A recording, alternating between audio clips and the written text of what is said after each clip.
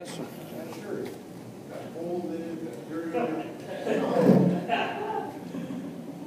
melon seeds. Oh, the tangled web we weave when first we practice to the seed. My Uncle Albert's big nose got him into trouble a few times, but the time I liked the best was when he shot himself up the nose with a melon seed.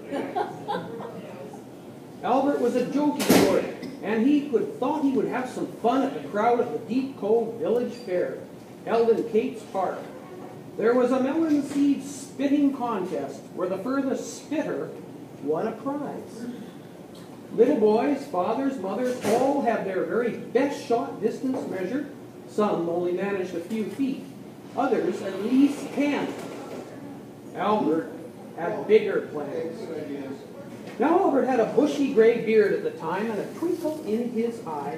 He had devised a way to win that seed spitting contest using compressed air.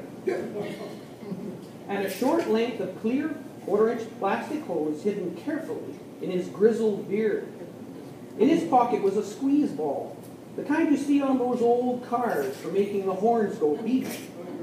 The hose was connected to a rubber blast ball and fed up his sleeve, behind his ear, then hidden in his beard and mouth. The melon seed would be lubricated with spit and gently pressed into the end of the pipe, which he curled around his tongue like a rifle barrel. It was a cunning plan, one which gave impressive results. Albert could easily spit a seed 50 feet with a good squeeze on the blast ball hidden in his pocket. "Load up!" the spit starter called to Albert as he stood on the start line and reached for a seed on a plate held out to him. He'd already secretly put the first seed in the blast tube, but managed a believable fate by slipping another into his mouth. The judges were out on the pavement with a long tape measure to mark Albert's best spit distance.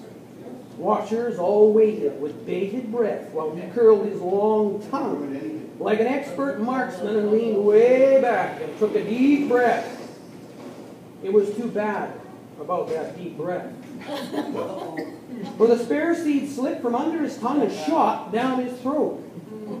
Albert gagged, which caused the tube to slip from his mouth, and at the same time he gave the squeeze ball a mighty blast, which shot the second seed up his nose.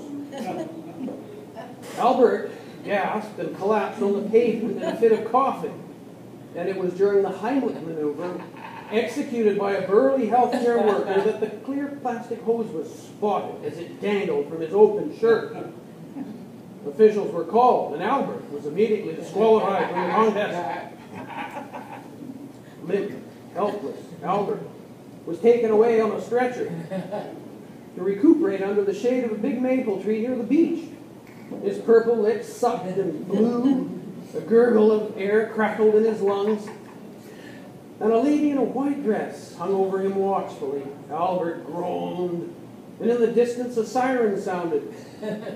The last I saw of my uncle that day, he was being loaded into an ambulance and taken away to the Lions Gate Hospital for observation. Oh, the tangled web we weave.